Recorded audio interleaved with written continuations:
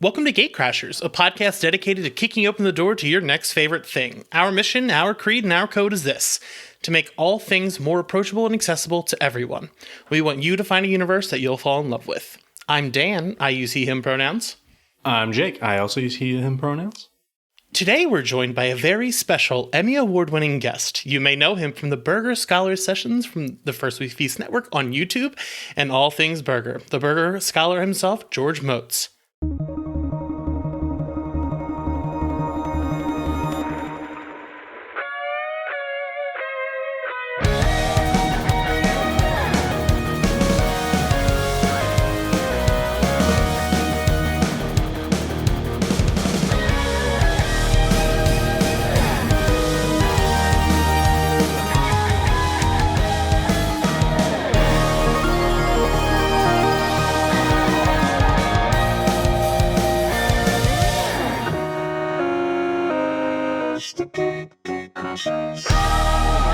He's here. It's George. That was awesome. You're welcome. So, very excited to have you. You are a YouTube sensation. Sensation? Yeah, listen, I'm using spectacular words out here. So, Jake and I we're big food fans. And we've been interviewing a ton of different writers, comic book creators, and things like that for the past couple of years. And our first question is usually pretty hard-hitting for our journalistic world. But for you, it actually might be something you've had before. So, what's your favorite sandwich? Oh, wow. Wow. Favorite sandwich? Whew. That's a great question. If I were just going to go simple sandwich, I need a sandwich, got to have one. Well, got to have one now. I want to say unquestionably it's a roast beef sandwich on a Kaiser roll with horseradish mayo and shredded iceberg. Boom. That's a good sandwich. It's a great sandwich. It ticks all the boxes. It's perfect. Yeah. It's a great sandwich. But if I were to actually pick a real sandwich that's a real thing, it's the roast pork special at DeFonte's in Brooklyn. Oh. It's roast pork. It's wet cooked roast pork, sliced, put on a big ass, Italian roll, with, ready for this one, provolone, a good, like sharp provolone, thin sliced fried eggplant, and broccoli rabe. It's been sauteed in garlic. Whoa. Oh, dude, broccoli rabe is unbelievable. It's one of the best. Oh. As a sandwich, that literally is probably one of the greatest sandwich moments you can have. But if I have to just, a daily beater, no question about it. A good, cold, red roast beef sandwich with horseradish mayo, shredded lettuce on a Kaiser roll. Simple and fantastic. That's incredible. All right. I got to get to Brooklyn sometime soon. I think I might be there in November. Do it. So, what is your burger origin story? What set you down this path?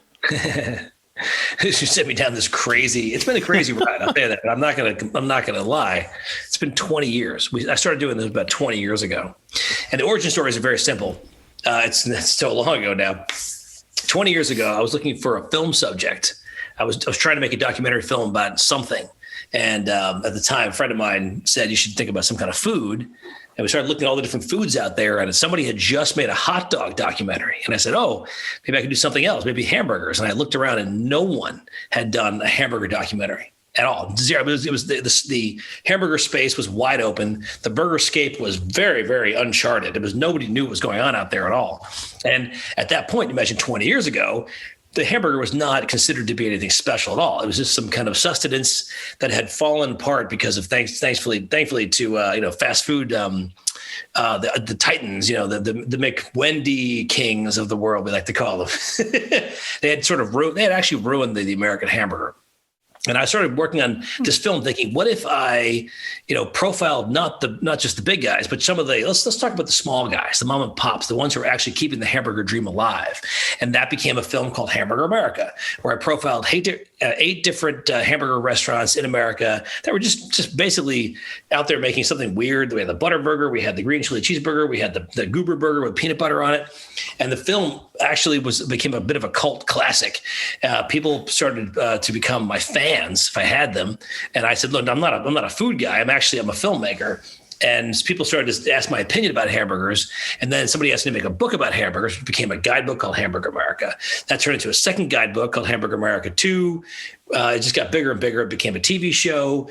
At some point in 2010, Hamburger America, the original film, was inducted into the National Archives as a piece of culinary American history. So that was a big deal. And I got to give a speech, and I had this whole speech, like to raw hamburgers. And I realized that, wait a minute, you're all here because we've gotten to that point now. And in 2010 was sort of the beginning when people started to take the hamburger even more seriously. And it started to show up on menus a lot. The smash burger came around as a popular item that was the smash burger at that point was already 100 years old. But, to people in 2015, it was like this brand new thing. You take the ball of beef and you smash it. But it was nothing new. This is actually, it's a throwback to the beginning of the hamburger. So that's my origin story. I've done a couple of TV shows. Burger Scholar Sessions is the third show I've done. It was invented. It was created out of COVID. That's wild. That all the induction thing is gigantic. That is so cool. Yeah, the cool thing about that was I realized that the people were taking it seriously. People are actually they gave a shit. And at that point, people would say, "Why are you doing hamburgers? What's wrong with you? You're some weirdo. You're so obsessed with hamburgers. Why? What's wrong with you?" Even people, the guy who supplies my meat now, I've been friends with them for 15 years. It's the Schweid family in Jersey. They also supply all the Five Guys in America. So it's a very standard, straightforward, really, really great 80-20 or sometimes 75-25 chuck that I use. But I mean, they at the beginning. So the patriarch of the family, a guy named David Schweid, he'll introduce me and say, "This fucking guy, he was talking about hamburgers before anybody." And all Schweid does is make hamburger meat. And they were like, what is this guy? Why does he care so much about hamburgers? And sure enough, I was right. And they were at the beginning of that story. That was so cool.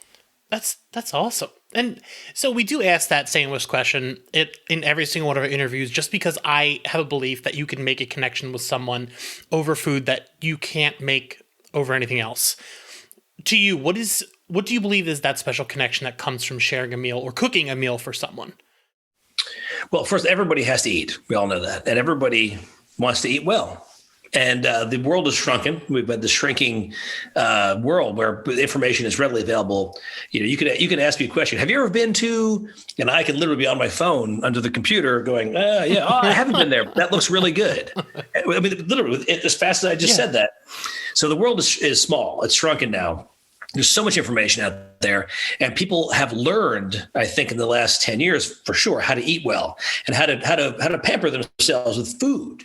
People never thought about food before. There was the food celebrities of television have changed all that as well. Butchers you can have celebrity butchers now, which I think is insane, but it's okay. I'm okay with that. Make my butcher a celebrity, because then he's proud of what he's doing and he gets great beef and does really great things. So I think to you get back to the original question, which was that, if you're sharing food with somebody, everyone wants to eat well, and food brings everybody together. And if you can be passionate about food, which I always beg everybody to please have passion about your food and the stuff that you're putting in your body, whether it's bad for you or good for you, it doesn't really matter. If it makes you happy, it's good for you. But if you can get people together and make a meal and really understand what you're eating and really appreciate it, there's nothing better. There really is nothing better than that. I mean, so this morning we asked Dr. Oz the question. I said to him, look, I believe that happiness is healthy, and burgers make me happy. Therefore, burgers are healthy, right? You know what he said? Well, what did he tell you? He said, yes. Well, he's a doctor, so there it goes. There it is. It's proof. Science. Proof. There goes proof. Burgers are healthy. This is true because they make you happy. Obviously, and he said, not a lot of burgers. If I ate it 3 meals a day, it wouldn't be good for me. But absolutely, if you can go to a mom and pop place and get a great burger, do it. And man, I just never expected to be in an interview where someone mentioned just offhand they spoke to Dr. Oz today. So very cool. And so we are a show dedicated to making things more approachable and things like that. And a lot of people see hamburgers and stuff and they know they can cook them. But for you, what are the must-haves to make a good burger? Are there any specific tools that you suggest or a very easy method to get things done? So I tell people the clearest path to success in making a hamburger, unquestionably, is start with fresh ground beef. Know where your beef's coming from. Don't you can buy pre-pattied stuff. Actually, there is really great pre-pattied supermarket stuff now because the technology has come around where the storing, the shipping, the technology to make the patties themselves it's all brand new and it's fantastic. So you can buy store-bought patties that are fresh, that are good. I would stay away from the frozen crap. So the best burgers always start with a fresh ground patty or a fresh ground meat at least. After that, I mean, the easiest way to make a burger is actually to put it in a pan. To put it in a cast iron skillet, because this is the way that the original hamburger was made. The original hamburger wasn't made over a flame grill. The original hamburger was made, in America at least, was made in a cast iron skillet, probably at a state fair somewhere or multiple state fairs. And the idea is that when you cook in a pan, it's kind of hard to screw it up because you're cooking in its own juices and its own fat. We consider it to be like a burger confit. You just created hamburger confit. You're cooking something in its own fat. And that's why it's so easy to cook. So I tell people fresh ground beef, keep it simple. Don't put 17, 18 different ingredients or toppings or condiments on there. Pick one or two. Pick a flavor profile that'll work for you. Maybe it's a sauce and like another like vegetable or something. And maybe a pickle. Pickle's a vegetable technically. And keep it very simple. And also I tell people something that they don't usually expect is that if you plan to say, okay, I'm going to make like 15 burgers for my friends in the backyard. How am I going to do this? Okay. Do I just do it over a matter of time? Do I do it all at the same time and get them all fed? My advice is always this: put the beer down, focus. Because if you focus, you can make magic. If you start drinking and talking to your friends, you're going to burn the burgers and they're going to taste like shit. So I always tell people to focus, put the beer down for 15 minutes it takes to make that magic. Put the beer down, put the alcohol down, make the burgers, make people go, wow, how did you do that? Keep it very simple, use fresh ingredients, and then drink your face off. Holy shit, that line is so good. Like the put the beer down, make magic is like, you should be selling that on t-shirts. That's incredible. Yeah. Bumper stickers. 15 minutes. I can't tell you people I know who have screwed up that moment because they were just not paying attention and they're burning burgers Also, people think that the easiest way to make a burger is on a flame grill. It is unquestionably the hardest thing to do. You ask anybody who's cooked over a flame and they'll say, I'd much rather cook on a flat top if I have to make burgers or something because it's cooking on a flame is very, very difficult. You have to know what you're doing. You really have to be a pro, absolute pro. Weekend warriors who go out to the backyard and try to cook on a flame grill screw it up every single time. Huh. And so are there any other types of like common misconceptions you see about burgers and pretty much anything in the cooking world? Is there anything like any like burger myths you're trying to dismiss? I don't know where to begin with that. Jesus. I mean, my entire show is about debunking all the myths out there. There's too many of them. There's too many. One of the biggest myths, and this is why I actually wrote a cookbook called The Great American Cookbook. The Great American Cookbook, the book that I wrote, is the most unique hamburger cookbook on the market. And I'm not just saying that because I wrote it. I'm saying that because if you think about it, every single burger cookbook out there is, here's a burger patty. Here's a fucking, pineapple to put on top. It's a Hawaiian burger. No, it's not a fucking Hawaiian burger. If you put a fucking pineapple on top, it doesn't work like that. That's your idea. In fact, it was not even a Hawaiian idea. The idea, as you've probably seen from the show, it comes from Canada. It was somebody in Ottawa invented the Hawaiian burger. Which has nothing to do with, the fact that pineapples come from Hawaii made it a Hawaiian burger. But if you go to Hawaii, the only place you're going to find a burger with a pineapple on it is going to be in a hotel that caters to tourists only. The locals don't eat pineapples on burgers. They think it's ridiculous. So where were we going with that? Sorry, what were we saying? Pizza just walked. It's okay. So in terms of the debunking myths, I truly believe that, my goal, my job in life is to make sure that people just get it right. And it's so easy to get it wrong. I mean, you can do something so silly like use the wrong bun. And I say wrong, take a traditional method where they've been using the same bun or the same cheese or the same whatever it is for 100 years. You say, oh, I'm going to try this with pepper jack. No, it's not how it works. Is it the burger? Have they been using pepper jack for 100 years? No, they probably haven't. So don't do that. Oh, I don't want to use American. American is stupid cheese. I want to use cheddar. No, it doesn't solve a problem. If the burger is traditionally made with cheddar, make it with cheddar. If it's not, use American cheese. Use whatever they're doing. So my theory is that you focus on what they're doing. If you go to a place and you watch what they're doing and you're trying to make that burger and wow, that was so great, make it the way they make it. And then you'll be a huge success. This one's a little off the cuff. I don't have this question written down, but I've seen so many of your different burgers and the stories behind them. Do you think you, over the time of these 20 years, you have given more weight to these kind of stories rather than you did before? Like, do you think those increase the value of said burger to you? That's a great question. That's a great question, by the way. And the answer is yes. I don't want to give myself a big head about this, but I do. Since I am a steward to history, I'm a steward, specifically to hamburger history, and my job is to make sure that people are treating these stories with great respect.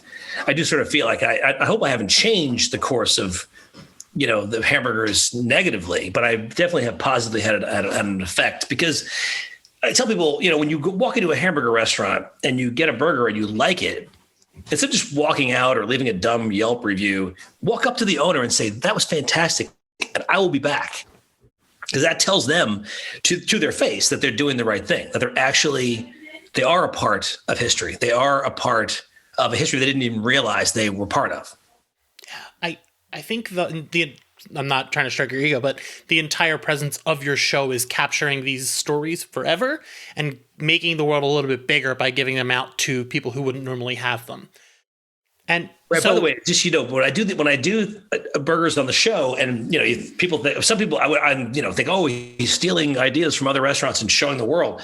But what I'm actually doing is honoring them. I'm actually putting them in a place where of great respect. I have great respect for these people, and I've always reached out to them before and after and during, and say, if sometimes on the show, hey, how you doing? To make sure that they're part of the process. They understand I'm not telling them don't go to the restaurant and make it at home. I'm telling them appreciate this burger, and then we get your ass to that restaurant as fast as you possibly can. Yeah. And you don't know how wrong you got it.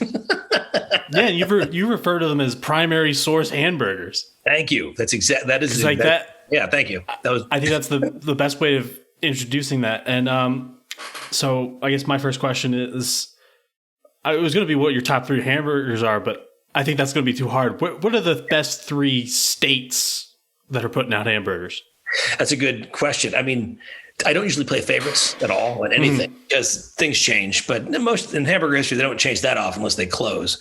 But I would say the 3 most burger-rich states you'd be kind of surprised by, actually. I'm not surprised by Texas, I'm sure, right?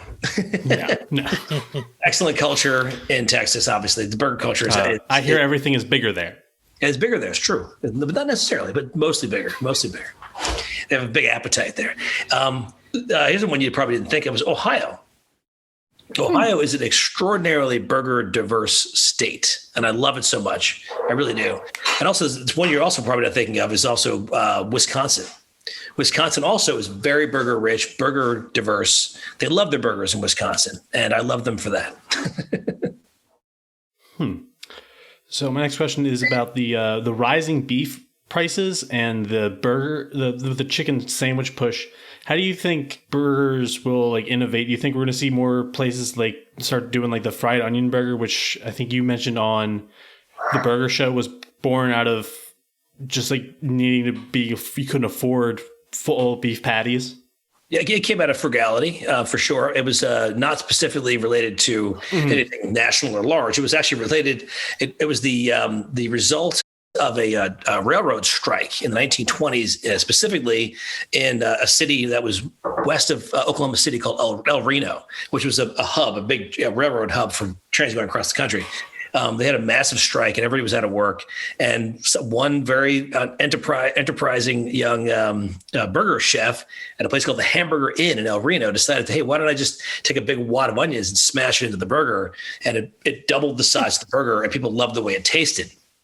So this is the burger that I make all the time. I'm actually opening a restaurant, and that's the burger that's going to be on the menu, because to me, that's one of the great primary source burgers in America is the fried onion burger, because it has a really good chunk of American history attached to it. And to me, when you attach a good piece of American history to a hamburger, it just tastes that much better. Sorry. So the noise in the background is our family cat. Oh, she's so angry. Who screams. Whoa. Yeah. She honestly probably just wants more food in her bowl after she's eaten 9 times today. Okay. Yeah. I don't know what to do. So I mean, one of the newest things in hamburgers, I mean, the Impossible Burger. Well, what do you think about that? Like, do you think, and I mean, there's also the other ones, but like, that's the one that pops into people's heads. Here's the deal. I mean, I've said this so many times. There was something weird going on. I think that Impossible had changed their recipe. It became news when Impossible changed Impossible Beef had like Impossible number 2. It was like the second version of the beef. And I've already gone through a bunch of taste tests with the New York Times, and both of them were not good. They didn't end well. I don't know why they asked me back for a second one. We figured it out. We're going to show you what we figured out. I was like, you're still not quite there. But, I pointed out to people one interview, and it got picked up, went on the wire, and it became this. I referred to Impossible Beef as the best imposter. And somehow somebody in the media twisted it around and said, George calls Impossible Beef an imposter burger. It's never said. So I got, it was like within an hour, I got 20 requests to talk about this imposter beef. And like, I wasn't trying to be negative about it, but it really is. It's not a burger. I mean, they're trying so hard, and they've gotten very close. That's what I meant. The reason I call it an imposter burger, because it's pretty close. They've gotten pretty close. I mean, there's tons of them. There's tons of people trying. Yeah, people, which is okay, fine. You can try it. I'd actually just, I have smashed a burger with onions, and it tasted pretty good. It wasn't great, but it was not bad. Onions definitely helped the flavor a lot, for sure. But the problem I have with it is that it's trying to be a burger, which it really shouldn't try to be. It should just try to be something else, like a big, It's a science project, which if you think about it, when you make a burger, there's only one ingredient. It's beef. That's it. It's ground beef. And you make it in, the other burgers we counted once, 21 ingredients, and some of them are definitely not good for you. In fact, if you just ate burgers and didn't eat Impossible Burger, and you only ate Impossible Burger beef, you'd probably be better off eating the natural product than you would be eating the crap all the time. Sorry. It's okay. No, that makes sense. Like I agree. Like, what's the point of trying to make something into a burger when if you don't want to have it, just don't have it. Yeah. I mean, honestly, one of the best veggie type burgers I've ever had is something called, it's a beet burger. As friends of mine from Eastern Europe, they're Czechoslovakian or Czech Republic. And it's nothing more than, it's a pretty complicated, but it's soaked walnuts. So that's the kind of the chewy part. Soaked walnuts, roasted beets, garlic, carrots, and a couple other things. And it's fried that way, and it's fantastic. It's actually a really good patty. But it's not a burger. It's just basically it's a veggie patty that works very well. I'd rather eat that than eat some like crap that's trying to be ground meat. So also this is the thing. This is what I explained before. People like Impossible and Beyond, but they don't really care about you, unfortunately.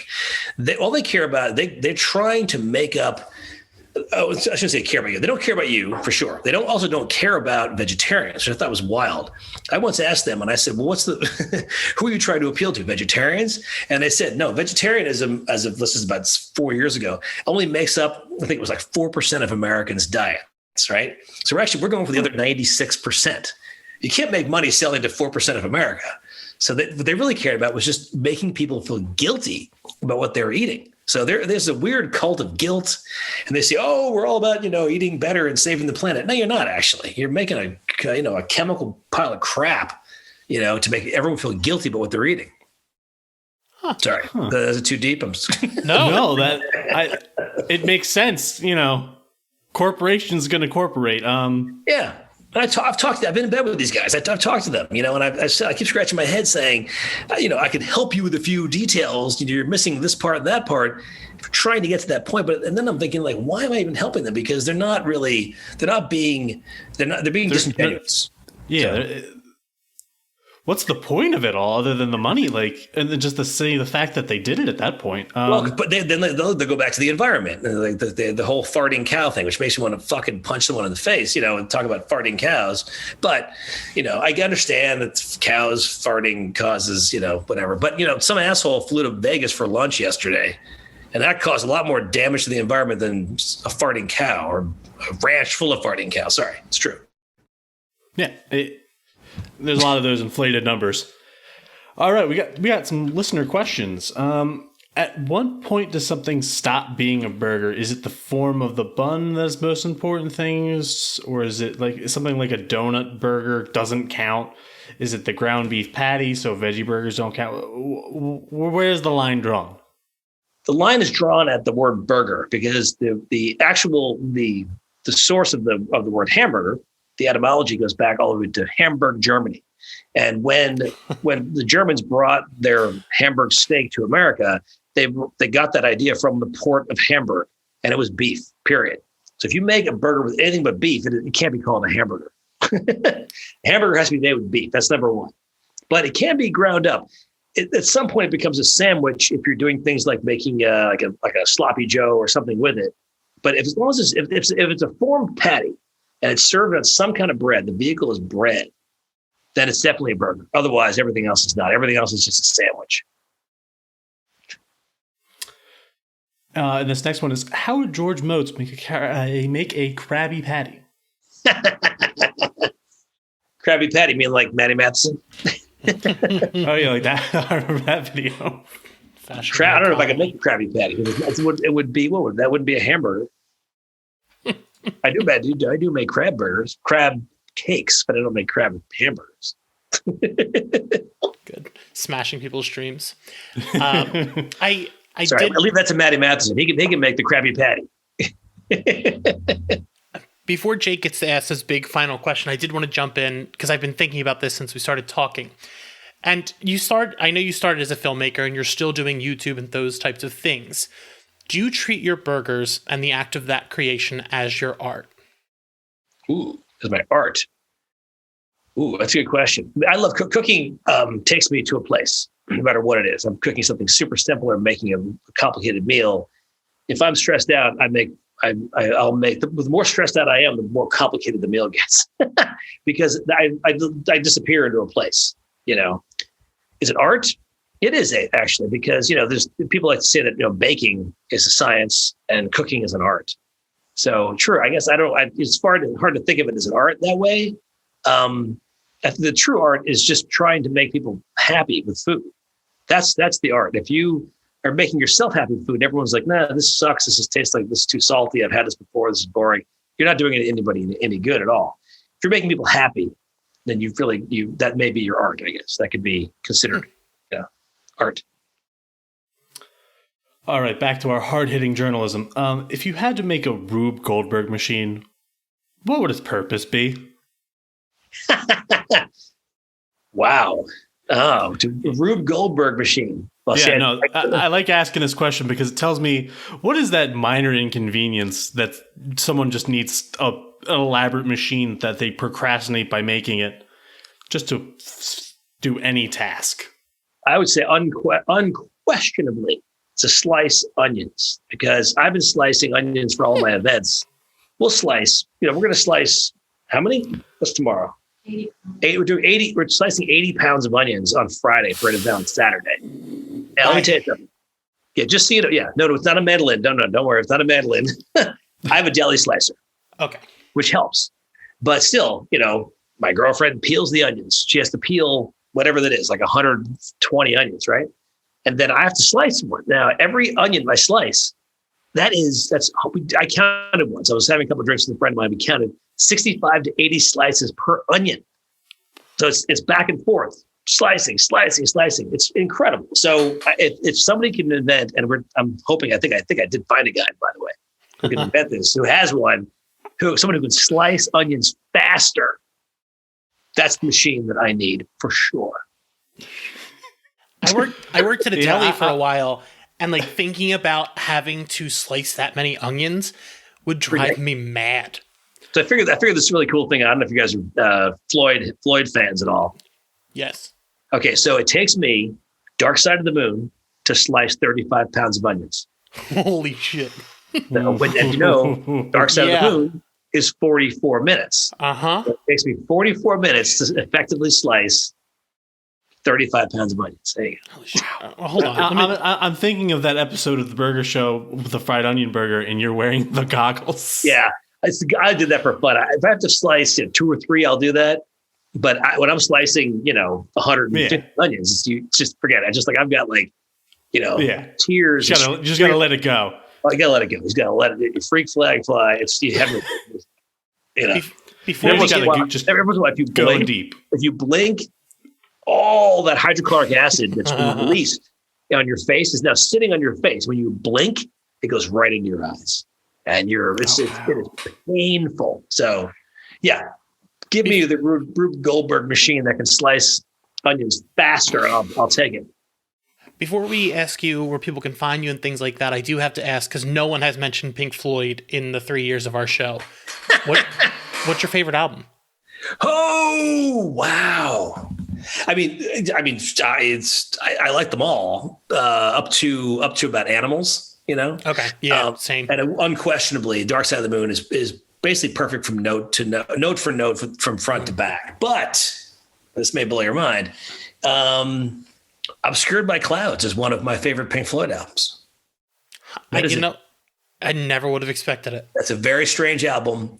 And Obscured by Clouds was written as they were going into, they were sort of writing parts of Dark Side of the Moon at the same time. They were also writing stuff for a weird Belgian documentary. It was a film called Zabriskie Point. So while they're doing Obscured by Clouds, Zabriskie Point, Dark Side of the Moon, and then they came up with Metal in the middle of all this, like, what is going on? So their output within a span of like 2 or 3 years was insane. So everything from Obscured by Clouds, Metal, Dark Side of the Moon, Zabriskie Point soundtrack, it's all fantastic. That's awesome. I'm sorry. I really excited. I've seen Roger 3 times. So like, ooh, wow. I'm a big fan. So I was excited to actually get to ask that. So when can people find the next season of the show? We're filming right now. We've started this. Today was the first day of filming. Our first guest was Dr. Oz. That was nice. Who, by the way, is a great guy. He's a great dude. He's really cool. He gave us way more time than I thought he would. Today was the first day of filming, and we film all this week and next week, and it comes out in the middle of August. Nice. Yeah. Is there any other projects that you have coming out that you want to talk about? Sure. We're opening a restaurant. That's my next crazy adventure. I have some great partners, and we're opening our first location. I say first because it could be more. We'll see. In Brooklyn, New York. So that's the next big one coming up. Yeah. That's awesome. Wow. All right. Well, now I have to come to New York. So yeah. Thank you so much for being here. You can find us at gatecrashers.fan and on Twitter at gatecrasherspod. We'll see you next week for our 100th episode. The Gatecrashers.